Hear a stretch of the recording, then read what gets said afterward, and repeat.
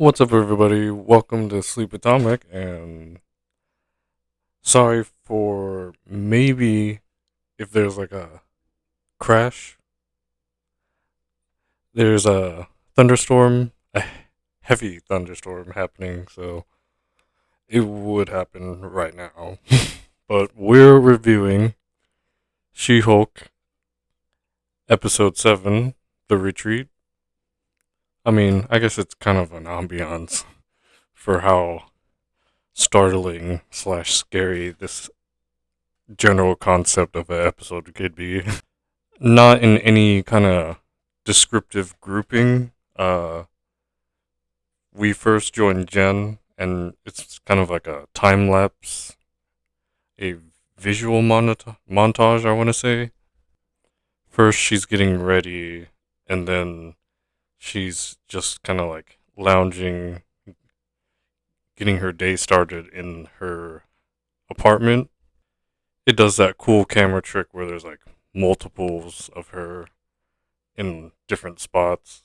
And then the time lapse goes into the kind of like the romantic time lapse where it's like you first meet someone, but we already met Josh last episode, and it goes through that time lapse. But it's only the first part of the relationship. She's doing things with him, and then she's getting walked to the door, and then she's not playing hard to get, but she's kind of like passing on like physical contact for right now. He kind of goes in for a kiss. She's like, hang on, big boy, next time. And they go on at least like a week's worth of dates. Probably like one day after the next, or something close to that. And then eventually they get, uh, Josh gets pulled into the apartment after so many days of being stopped there. And then she wakes up and she's alone. And then we eventually find out through the episode before the main part with the other characters that she's getting ghosted. By the end of the episode, it's like the third day, and she's having a normal moment with strangers, I guess. It's kind of odd because it feels pretty normal for the amount of like confrontations happening, be them amplified or just brought to you, curated, if you will, by certain things, and especially the internet. It just makes me go like, oh well, at least she's doing it. But it's kind of weird that she kind of has to hold that in. But she's a busy working woman and doesn't really have time to do that, and won't even do that even when she's with Nikki or Mallory even. But she's on Abomination's little retreat place. His parole officer wants her to go up there with her because it's Abomination, and he doesn't want to go by himself. And his house arrest thingy on his wrist or his ankle goes off, and he has to go adjust it. He gets a firm talking to, and then that guy's gone, and Jen's stuck on the retreat place because um, the Matador guy and a bull guy ruined her Prius. They're both superpowered. Um, I think they have like a landline, but uh, Emil Blonsky just was like offering to let her stay there, and it's a retreat area anyway, slash his home.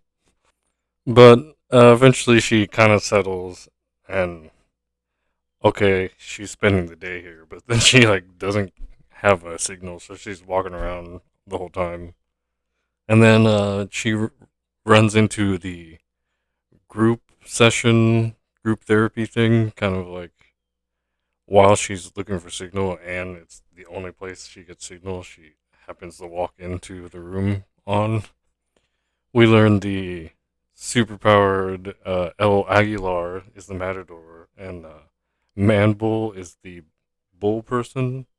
And there's another guy that kind of looks like he's in a, I don't know, like a native, like bush outfit with a gas mask, and his name's Porcupine. And then there's like half reverend, half like priest looking dude, and his name's Saracen. Like, I guess almost like the angel name.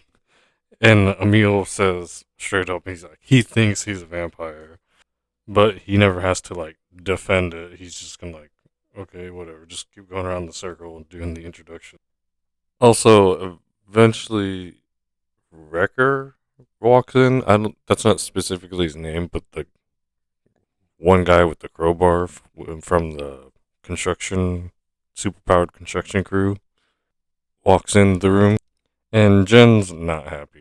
She's at first like not even wanting to really be in the room, but then she sees him and like pushes him in some chairs. Emil starts talking about how she shouldn't do that, and then she starts verbally attacking the wrecker guy. And she gets coaxed into the venting session so she can do that towards Wrecker.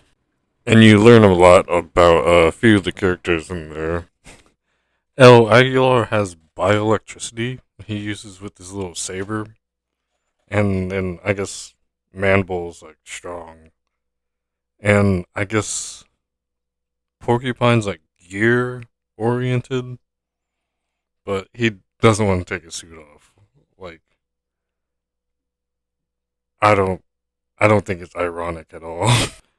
Eventually he's like they start with urging him that he could take it off. Then he at the end after they go through Jen Walters problems with the man or what she thought was her man. He promptly takes off his mask, and apparently it is an awful smell. But they just tell him to wash it later, and they move on. As for certain string of events, this is pretty normal, but it's for like a friend show, like Friends. At the beginning, it's pretty accurate to memory, like how you would feel and see it in your head while it's like readily repeating up until like you start questioning like what you did wrong and you're like staring at your phone and Jen's just doing that a majority of the episode. At first it starts off pleasant. She's like, "Oh, can't wait to see you." And she's like, "Yeah." Like dances off with her phone like it's a bundle of roses or something. And she's letting this her intertwine with her day. She's like responding to his texts like during work or something, and like going to do other stuff, and then she's like checking back in with Josh pretty much until she has a free moment when she actually goes to see him and they go do whatever. I think they go to a carnival and movies somewhere outside. Like places where there's like other people and they're strangers. So there's like a actual like experience instead of like whatever it is. If you just kind of like jump straight to the physical part, I think she's like trying to achieve at least doing that. Okay, if he doesn't do these very simple things, blah blah blah. But he does it, and then at the end of the episode, you find out he's one of those intelligentsia message boarders or something, which is, I guess, concern, maybe a fear for certain people. hearing about certain stuff existing on the internet, but he like sends a blood syringe and then like a green thumb, I think, like as a thumbs up for like She-Hulk's blood, and he takes a picture of her after they had a night together, like spending the night, turning up the creep level like to 100. He's like, okay, there's pictures at certain moments, but then it's just kind of like, why was that so creepy? And then I guess there's like a whole like, I don't even think you have to be like so famous, just kind of established somewhere, maybe even like knowing your neighborhood or your workplace. I That's kind of like a fear relegated to over there. If you're not like uh a part of a community anywhere, it wouldn't matter. But having some place where you're regular is a little more weird. I would imagine is why I thought it was creepy. But just the fact that he like it's for the blog or like posts message boards for the Hulk King, which was the leader of the message boards or whatever, the group of that. But for some reason, you at least notice or you yourself think they're doing something suspicious. And that is pretty much what's happening with Josh, except the show confirms it. Just a few thoughts or just actual things being said. It's like, I knew he was too nice. Like, but hopefully, Jen deleting his number does enough to at least not be so attached to Josh, seeing how that's happening. So far, only the audience is aware of that particular event.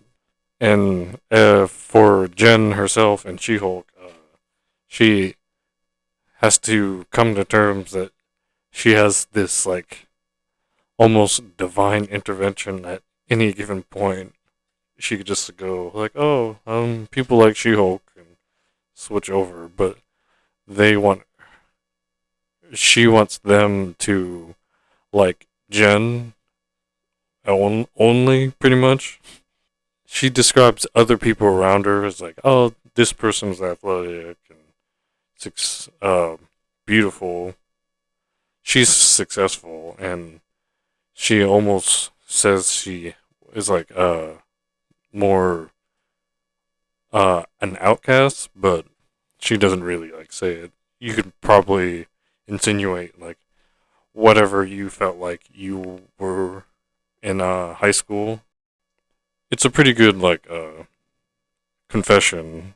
Like I don't know if they planned it like that, but you could pretty much plug in like everything that she doesn't explicitly say. Pretend like you're saying it to yourself, just so you can get through a certain moment.